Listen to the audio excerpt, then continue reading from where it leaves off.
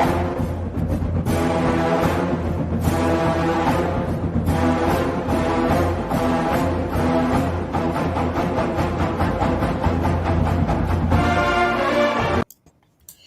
everyone. I'm Shelley, Lyle. And I'm Brian Avery. And welcome to Voices from the Field, the Faculty in Focus series. The University of Florida Department of Sport Management faculty conducts significant research and advances purposeful content across academic fields within the industry and in the classroom. The Voices from the Field Faculty in Focus series provides a glimpse into the research and work that influential faculty members within the UFSPM conduct, publish, and lecture on. We are excited to be with all of you this week and our special guest, Dr. Doug DeMichele. Doug is a master lecturer at the University of Florida's College of Health and Human Services within the departments of Sport Management and Tourism, Hospitality, and Event Management, with a distinguished 36-year career researching, lecturing, and guiding the next generation of students through professional development. Dr. DeMichele has been instrumental in the success of students seeking careers in the fields of tourism, hospitality, and sports. Doug has received his Bachelor of Science in Physical Education from the University of Central Florida, his Master of Science in Recreation Studies, and his Doctor of Education from the University of Florida. So we've got a double gator in the house today. So Doug, thank you for being with us today. It's a real pleasure. Brian and Shelley, thank you for having me. And it's always an opportunity to chat with students who might be interested in this field. And hopefully I'll share some information that'll be useful, and maybe they'll be on the same career path that I had. I love it. And I am certain that you'll share very insightful and useful information today. So I'm sure you will have me away.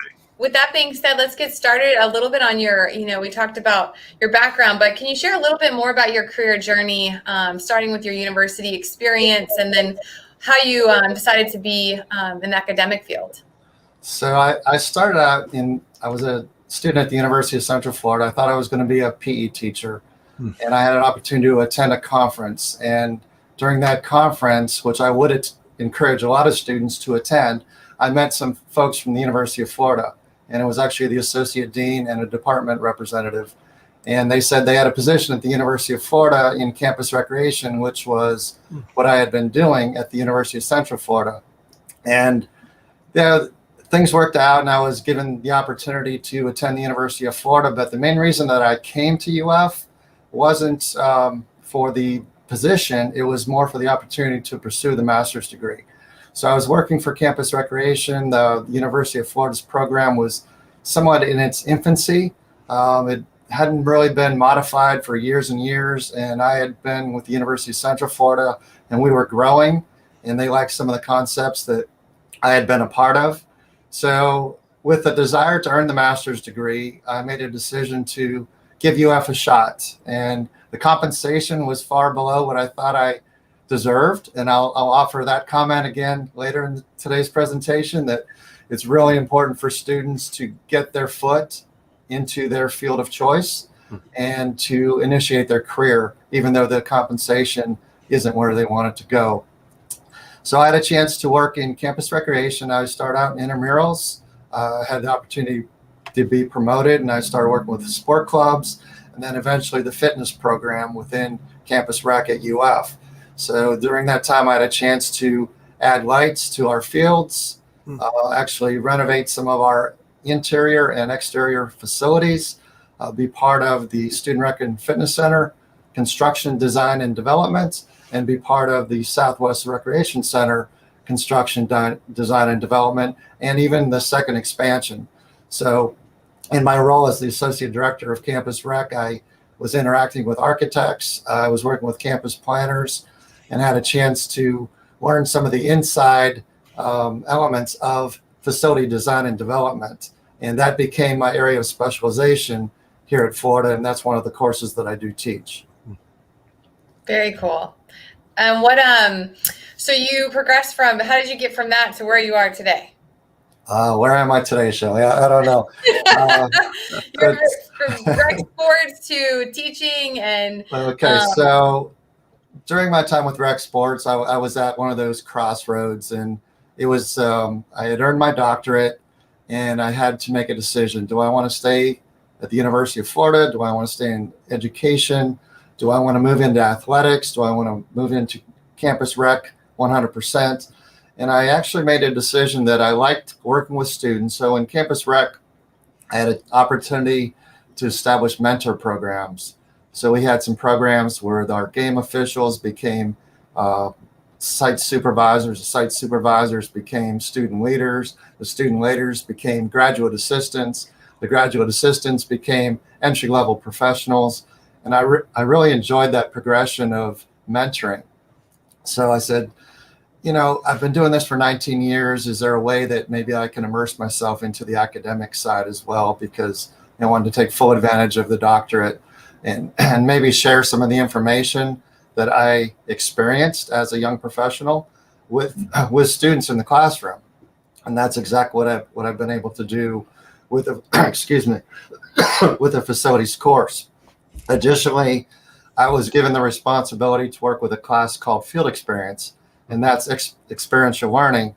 And that gives our students the chance to position themselves most effectively for the industry. So we have a senior internship program, and I know you're going to ask me that later, where we ask our students, and actually it's a responsibility of their degree, to complete 480 hours of field work with a professional, with an agency, with an organization.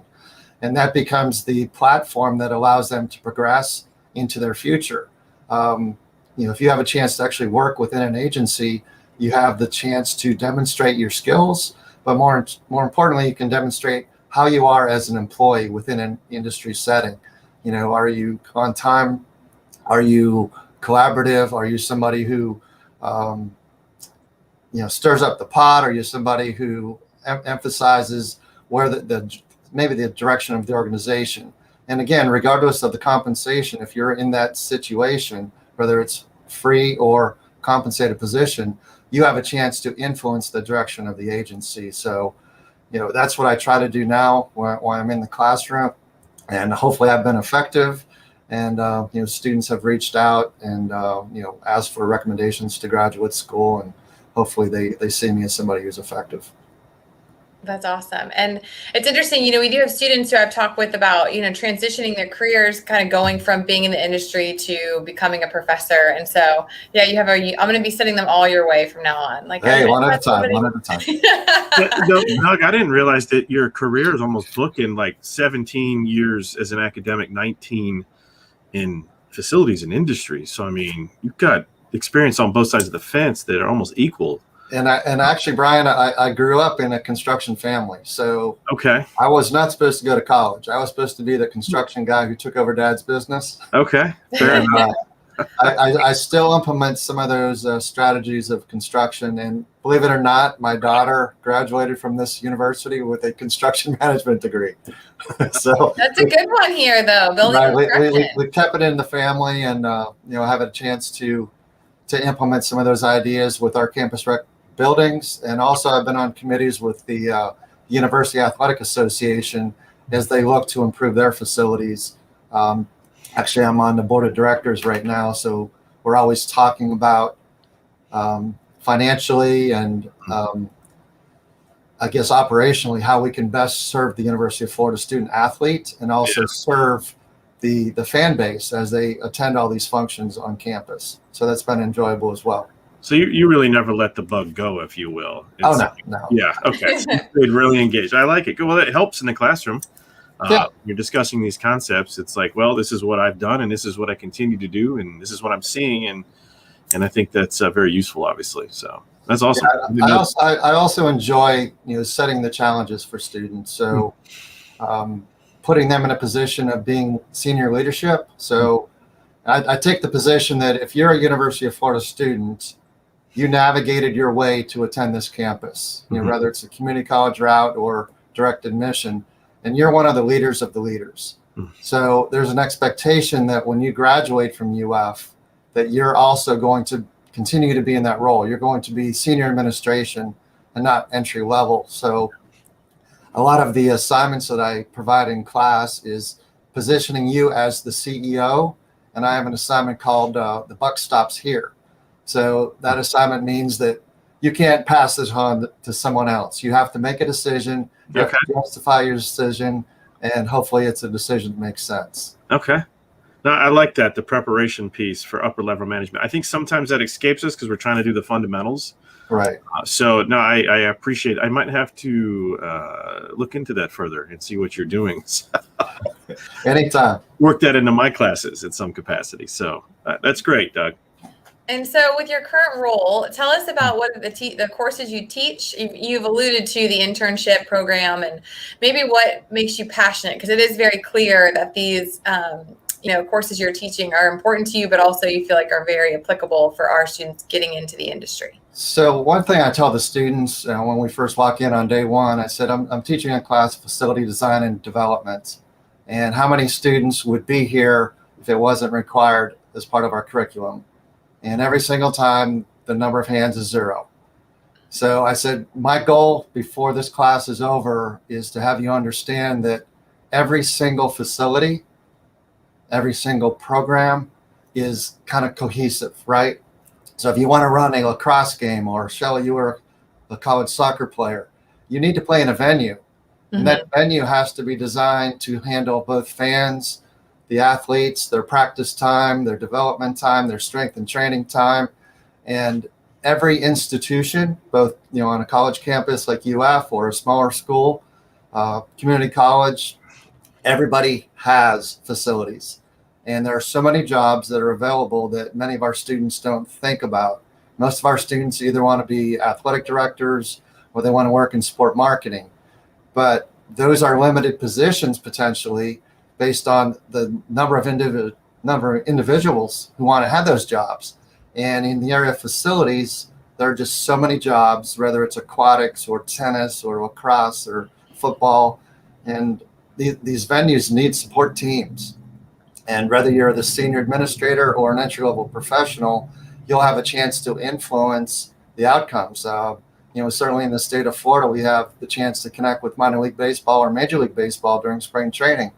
So our students are encouraged to reach out, whether it's a senior internship that's part of the curriculum or just reaching out to make connections. But those events are held inside of a stadium, and pretty much every event that we're a part of, it's inside of a venue. The University of Florida is building all the time. And within my class, I've tried to talk about some of the changes. So I talk about when tennis was renovated, when the soccer facility was renovated, when the indoor football stadium was constructed, how long it took, the money involved, the politics involved, most recently the expansion of the Gator softball facility, and even more recently the new baseball facility, $68 million venue. But I also talk about the O'Connell Center renovation. When the building was built, it was built for around $20 million. The renovation project was $68 million. Mm-hmm. So we talk about some of the variables. And for example, if you were to build the O'Connell Center today, which is the arena that we use for basketball and gymnastics and volleyball and even swimming, that facility would cost over $200 million. And for institutions to come up with that kind of money, and more importantly, the space. So how do you find a location in the center of campus like the O'Connell Center and replicate it? That would mean that you would have to knock down a building, or you're going to have to take away green space, which is really valuable. And so I try to share some of those stories with the students that, the facility avenue might be a great opportunity for them. And every single institution and every single sports team, whether professional, minor league, will need somebody like them. Moving into kind of touching on what we've been discussing at this point. I mean, you've got very distinct roles, if you will, a faculty member, lecturer, and or the field experience coordinator, if you will. Between those two, what's some background into how do you evolve your classes, and then how do you secure these internships and mentor these students? What are some of the responsibilities that someone might not know about your background and your day-to-day duties? So as much as possible, and right now, Brian, you being the director of outdoor learning or educational learning and outreach, that's really important to establish relationships with our partners and the community partners, industry partners, people that are in the community of Gainesville, people beyond Gainesville, people internationally that might be able to connect with our students is really important. And again, going back to the internship piece, the internship, in my opinion, is a 3-month interview. So I tell our students that you have the chance to establish your credibility for 3 months.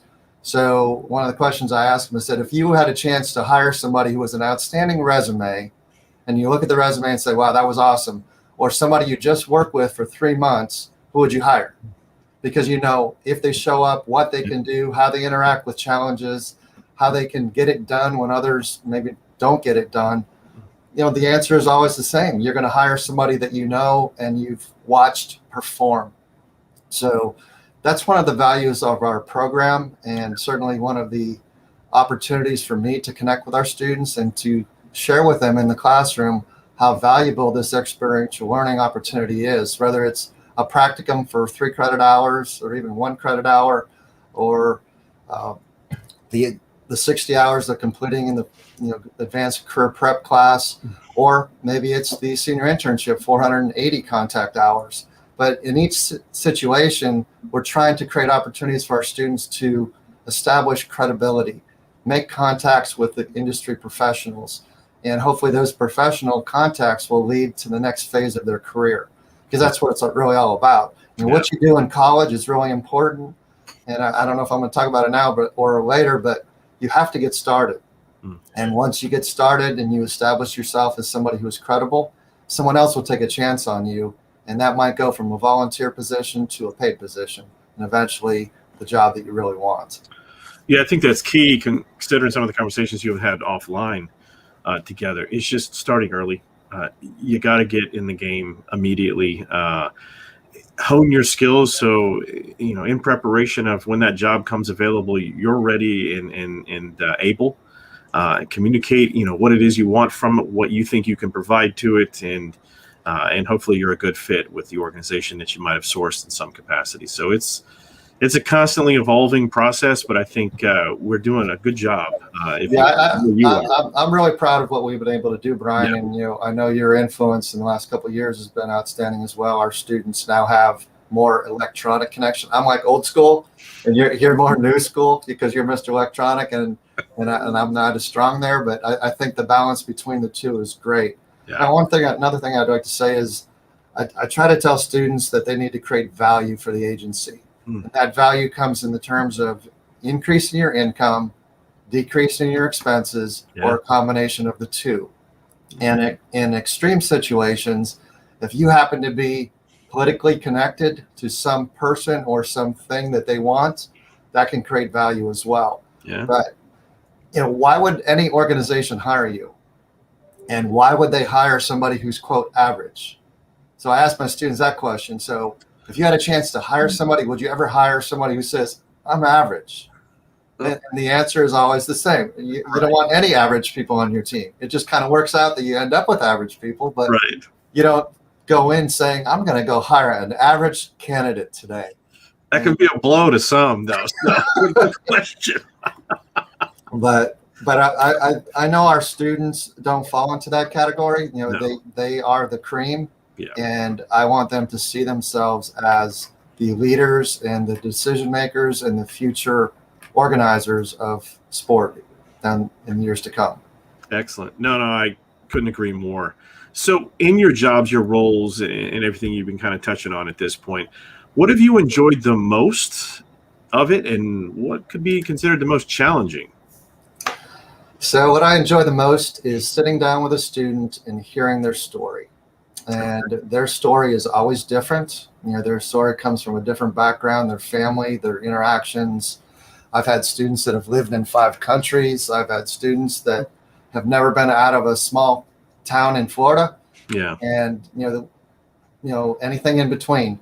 So just to hear their story and then help them identify where their story might take them. So where will this story go? I don't know. I always wanted to be a sport marketer. Well, who do you want to work for? I want to work for a pro team. Why do you want to work for a pro team? Well, I think it's really cool to work for a pro team. Where in the country do you want to live? Why do you want to live in that part of the country? Do you know how much the cost of living is in that part of the country? So I'm constantly asking them questions about what they think they want to do. And within my class, and I know also in your class, one of the assignments is go interview the person you want to be. Yeah. So I think that's really important. If you have a vision of what you want to do with your career path, go interview someone who's already there. Yeah. Find out the mistakes they've made, find out what you can replicate, and then also be honest about your skill set and your talent level. Because if I have a lot of students, they want to be an AD. Well, what does an AD do? Right. Well, one of the roles of an AD is fundraising. One of the roles of an AD is standing in front of 400 people and providing a lecture. And if you don't like those two variables, you're probably not going to enjoy that role very much. A lot of people who don't like public speaking and asking for money. So. Yes, exactly. So, to assess where they want to go and what they possibly could do. And on the challenging side is the student who has this unbelievable passion, but they don't at this point present the credentials to reach that passion's top level. Right. So I don't ever tell somebody they can't, because I know everyone can. But some people need to be pointed in the direction of, you need to go build before you can grow. Yeah. And that is so important, because there's a lot of college students, who have been told from day one by their parents, and that's great. You can do anything you want to do. And that is true if you have a certain skill set. But if your skill set is not in the category where the people who will be hiring for that job believe the skills need to be, then you need to refine those skills. Yeah. And that is a tough conversation, Brian and Shelley, because you want people to reach their goals. But you also know that at this stage of this conversation, your goals might be a stretch. That's just being honest. No, it's tough. Yeah, go ahead, Shelley. No, I was just going to say, a part of what I appreciate about you so much is that you're honest and that you are willing to have the hard conversations, because students, especially in this industry, need to know that, to break in, like we might talk about a little bit, is you taking a job where you make less, but you're building your resume and you're making those connections. And I also have students coming in, like, I want to be an AD, or I want to be a sport agent, or I want to be a GM. And that's totally fine. But look at how many there are that exist in the US right now. And then also, how did they get there? Because they didn't start at your age. What avenue did they take to get there? And so, I just hear you sharing, and I'm like, all of your, kind of your stories, your passion seem to land in working with students in their career development and very practical application to what they learn in the classroom and how that's going to play out in their careers. Yeah, well, over the years, Shelley, as anyone who earns a doctorate, I had to complete some research, but that's not really my area of strength.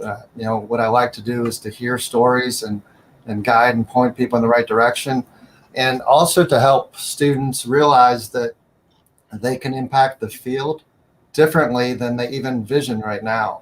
They don't see where they might make an awesome impact in the field, because they've never been exposed to that avenue of sport. And just being around students for a bunch of years, and being in the classroom and seeing students with similar personalities, you can almost guide them and say, I remember a student who's just like you, and they're killing it right now, and this is what they do. Very cool. And what so going on to kind of your evolving as an educator, and not so much as a researcher, but more even as a person, how have you as been, even a professor role changed and kind of changed with the industry, and then also as a person? So obviously a lot of education is shifting to the online format, and that has great value and also some challenges. The value, in my opinion, is people that need the flexibility. Either they're working a full-time job, or they're a student who wants to commit more time to an athletic organization, maybe a pro team, a college team, a community team. They have a chance to do so and not be restricted by going to a class at a certain time. That's the value piece. The other side is that students make comments in the classroom that elicit comments from other students that would normally say nothing. So I'm having a conversation with you. I hear you say something Brian hears that comment, Brian responds, and the conversation goes in a totally different 180 direction. And that doesn't happen online. It's driven by the faculty member. And even if it's, respond to this information on a chat, it's not the same fluid interactions that you would have in person. So I think there's value in both, but as a faculty member, I grew up in the seated structure, so I'm more comfortable with the seated structure, and I see some great value from the interactions that can take place in the classroom. And also the variable that a lot of students don't think about, if you're a student at the University of Florida, the people that you're sitting right next to, their parents are pretty connected. And you just don't know that. And you need to step out of your comfort zone, and you need to quit sitting in the same seat every single class period. And you need to introduce yourself to the person next to you, the person behind you, or the person on the other side of the classroom, and let them know your goals, because their parent might be a CEO of the company that you want to work for, and you could create this relationship while you're in college and possibly open up a door for an internship. And some people would say that's a little sleazy, but that's the way the world works. If you don't create relationships, you don't have opportunities to connect. And I think the classroom does that, and maybe the online format, maybe not as much. So if you're going to use the online format, then you have to step out and go introduce yourself to live people. And you have to make interactions in your community, or you have to step out of your community, maybe on a weekend. I know a lot of students want to work for unique situations, maybe NASCAR. Well, you need to get down to Daytona Speedway and work the 400 or work the 500.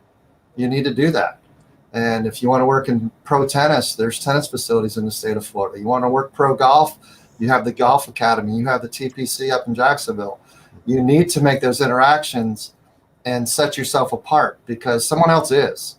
And they may be students at the University of Florida, or they might be students at Georgia or UCF or Florida State. And they're all trying to navigate for the same outcomes, and to know that you have to step it up because someone else is. Yeah, absolutely. And speaking of your kind of going back to your journey, are there significant moments or decisions you made that you found really valuable for your career, even if they might not have looked that way when you made them? I guess the higher education piece is really important. People will question me on this. My position on higher education is earn your master's if someone else pays for it.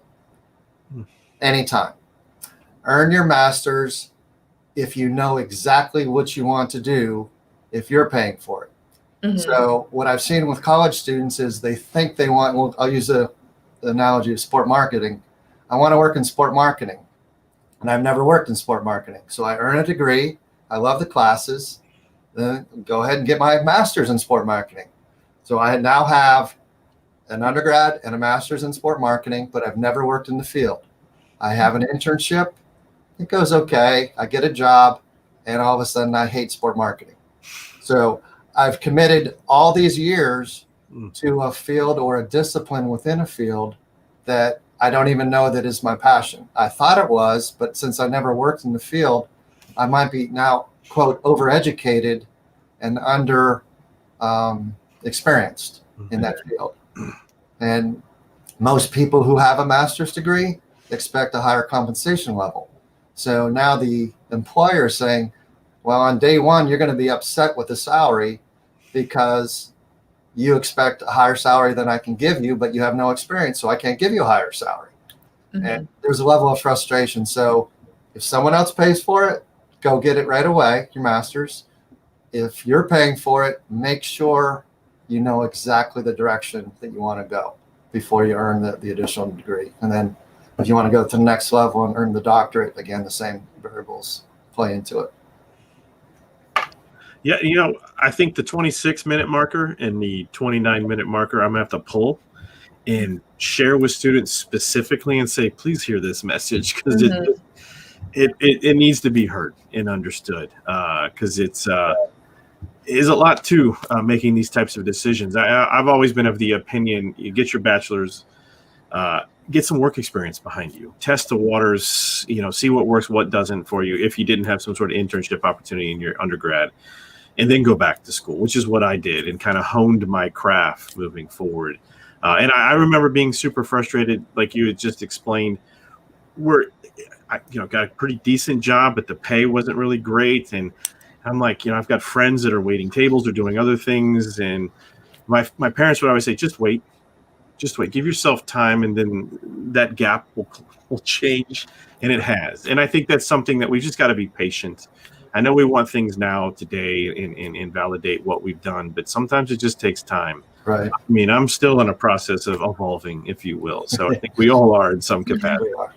But great. No, this is really great content, Doug. I appreciate it. So there's been a lot of activity in the realm of sports lately. I'm sure you're familiar with the social media, social justice considerations, name, image, likeness, changing or evolving perspectives in the pro leagues and things like that. How would you tell a student at this point to kind of prepare for that? Is there a message you could deliver to them to say, hey, here's where we're heading with things. This is what you should be looking for on the horizon. This is how you should prepare in the classes and or your careers to kind of fill gaps that will exist as we proceed in these areas? So I see a lot of students just looking at social media. And that's important because you have the immediacy of what's happening. But you also have a skewed perspective based on where you receive your social media from, who packages it, and kind of what your personal belief is and what your circle of friends' personal belief is. But the best way is to become educated by understanding the industry. And that will require, attending conferences, reading periodicals, that are certified by researchers, and anticipating the future. So I use the example of Shaquille O'Neal at the Orlando Magic in my class. And here we have a team that's kind of a fledgling, right? It's just getting started. And all of a sudden you have one player on your team and you become a target. And the same thing happened with LeBron James down in Miami. When he first arrived at Miami and they had the three guys and they're supposed to win X number of championships, but they started selling tickets immediately. And then all of a sudden LeBron says he's not going to stay in Miami and ticket sales drop. So you have to understand that you can't control all the variables in the industry. You can't control COVID. What just happened in the last couple of years with COVID, you can't anticipate. That's one of the things I talk about in my facilities class is, should facilities be designed differently to have protective zones? And when it first came out, they were talking about, well, you're going to stay in the quadrant A and you're quadrant C, and quadrant A can't visit quadrant C patrons because then there might be a crossover effect, and then we have contact tracing and all those variables that might happen. So learn as much as you can about the industry, anticipate what is about to come. I know one of my guest speakers is Dave Lucier with the O'Connell Center, and he was talking about, the magnetic testing as you're coming in. They're testing for, knives and guns and, safety devices. And then also with the Olympics, setting up a barrier and then a double barrier and a triple barrier around where people might be. So if somebody was to do something crazy and try to crash this cement truck into your building, they would have to go through 3 barriers before they hit the fans in the building. Yeah. So those variables do exist now. They didn't exist before. Pretty much any arena that you attend, there will be sharpshooters in that building that you don't know are there. If you walk into the Florida field and you look up above the scoreboard and above the lights, you're going to see at least 3 or 4 sharpshooters. That's the world we live in today. And the more you can know about it from a safety perspective, emergency perspective, money-making perspective, maybe there's this new snack that hasn't been developed yet. But when it's developed, it is going to be sold in mass quantity at every venue that we go to. Yeah. And you might be on the marketing team for this venue, and you have to determine when we're going to implement it in our stadium, and how we're going to implement it, and how many points of sale we're going to have, and where those points of sale will be, and what's the quantity that we're going to sell, and what's the price point of what we're going to sell. And that's a lot of fun. So the more research that you can do to determine how, the future of the sport is going to be, how the future of TV revenue, with name, image, and likeness, what's going to happen. Shelley and I have had conversations on this, is what will happen with the young people. How will the NCAA be involved, or will they get involved? Will it be conference driven? Will it be individual institutional driven? Will coaches have influence? Will other players have influence? You have a star running back who has X number of yards, and the linemen get upset with him because that person's making all this money. They say, you want to see? Well, Olay, see how many yards you get now. So will that be a variable within name, image, and likeness that we don't even know about yet? Or even in the recruiting elements, kids being recruited from the high school or community college into the Power Five. And I also want to say that Power Five is where a lot of people talk about going, but the exact same job exists at the Division III level, at the community college level, at the smaller D1 level. And if you're passionate about sport and you're so caught up in Power Five and you find yourself unemployed, you're much better off being employed and in your area of passion for another situation. And a lot of students don't see it that way. They say Power Five or nothing, and they find themselves selling insurance because they bailed. Yeah. And I would encourage students not to bail on their career. And if they have a chance to become the best they can be, give it a shot. At least let it run its course.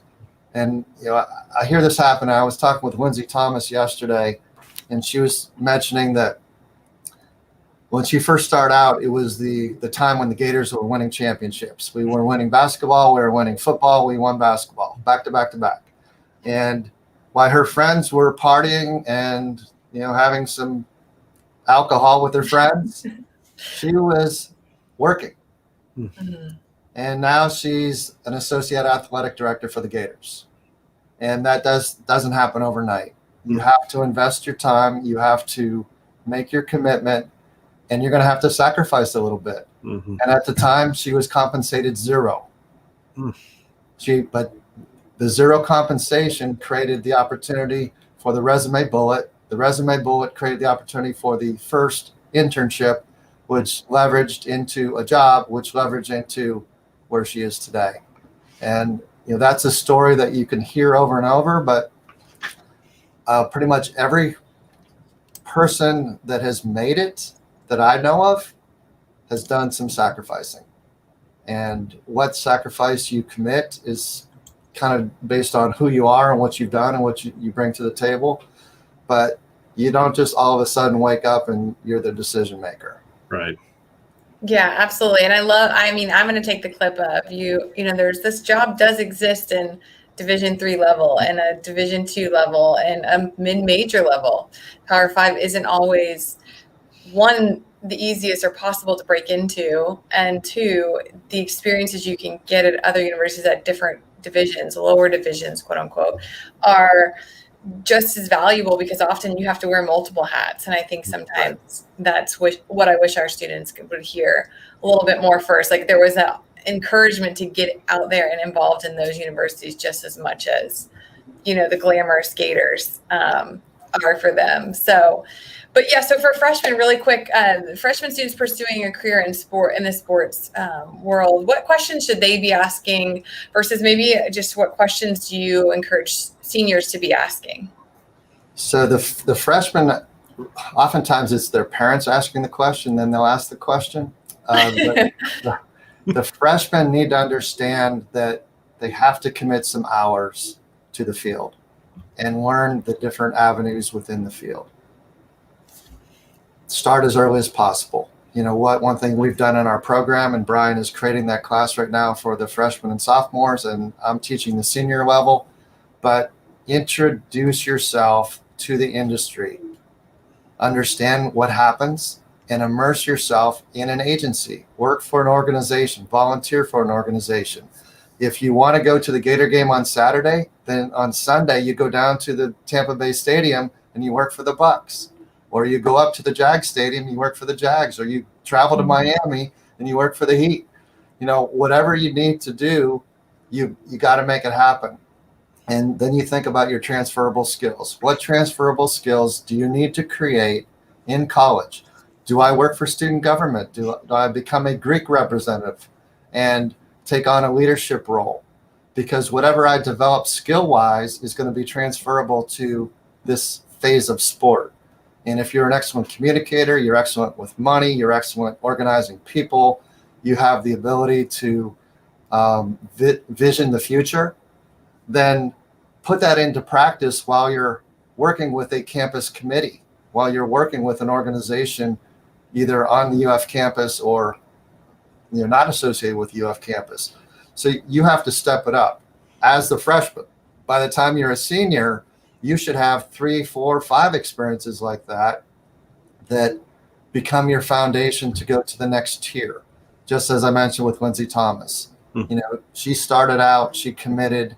And another example that also works with us is Christina Ramos.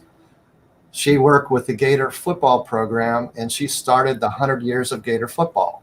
So there was an idea, and they said, we need somebody to work on this. She said, I'll do it. Well, that led to the opportunity to go to the Orange Bowl. So her internship was with the Orange Bowl. 10 years later, she was the senior VP of marketing for the Orange Bowl, working with ESPN, CBS, NCAA, managing the Orange Bowl game every single year. Wow. And that's what it takes. And these are certainly some of our superstars that have done what you need to do, but it doesn't happen overnight. And the seniors who haven't done what they need to do need to go interview some people, find out how you can navigate. How can I volunteer? How can I commit my time to help your organization? And realize that the agency is going to give something back to you. You want to make sure you give something to the agency, even if it's just your time.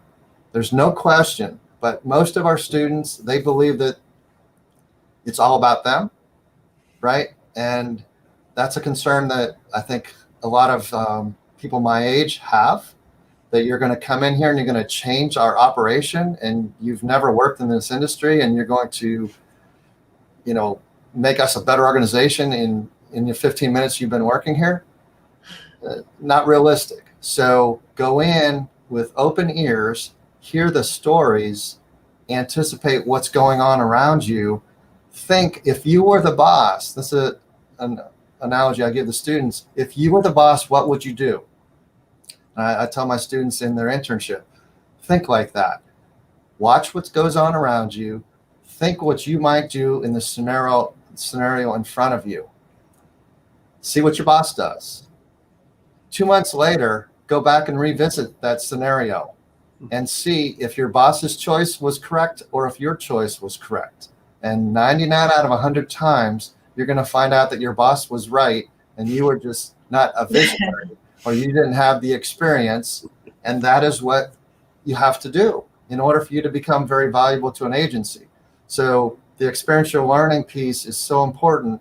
That's why the boss was able to make that decision, because they could see around the scenario and they were able to make a decision that was sustainable. And a lot of the young people, they have great energy, but the sustainability of their decisions doesn't have experience connected to it. So that's one thing I would encourage students to do. And again, going back to what Shelley said, I'm pretty blunt, honest when it comes to that. Some people like it, some people don't, but industry leaders, that's what they expect. They expect you to be a contributor to their agency, more so than a contributor to yourself to put a bullet on your resume. Yeah, it can be a very humbling and deflating experience, by the way. So, Yes, sir. Yes, sir. I've been at that end of it several times. Anyway, so Doug, this has been great. Now, we're hoping that prospective students and or even current students, if they want to connect with you, what would be the best way for them to do so? Is it like LinkedIn? Just directly email you? What are some options for them? Well, probably a direct email is best. My preference is someone to walk through the door and shake my hand, sit down and talk with me. I encourage students always to show face. If you look at any stats in sales, sales connections and sales when closures take place between the 5th and the 12th interaction, not the 1st or the 2nd. Right. Therefore, you have to commit some time. It might be an email, it might be a handshake, it might be a Zoom call, it might be, I connect with you on LinkedIn. It might be that I meet you through someone else, and you have to build your network. And I think that's what you're doing, Brian, and you as well, Shelley, is you're building this opportunity for students to connect and expand their network. So whenever you can make that happen, please do. There are a lot of individuals out there that want to help you. And, as I conclude, I'd like to say that gators try to take care of gators. Yes. So there is something about the professional who wants to pay it forward and wants to give back, and they don't want anything in return. All they want you to do is to step up and be the best you can be. And then when you have a chance, to pay it forward to the next generation. So I think if you approach industry leaders, industry professionals, faculty with the desire to learn and not get a takeaway, like I'm doing this for something, you're going to have a much better result. I just want to learn. And once you put yourself out there, so example is somebody comes in and visits with me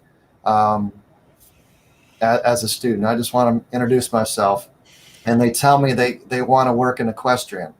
Well, I get an email from somebody and says, I have this job working for the Ocala Equestrian facility.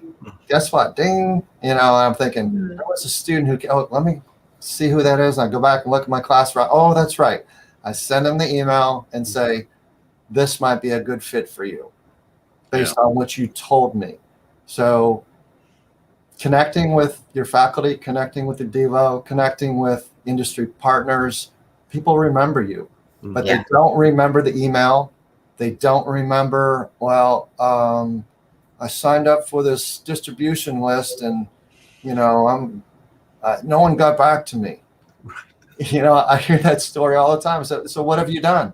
Well, I sent out an email about 3 months ago. How did you follow up? How many times did you follow up? Well, I never did. They didn't get back to me. So I said, screw them. So it's probably not going to be a success formula. Right. Probably not.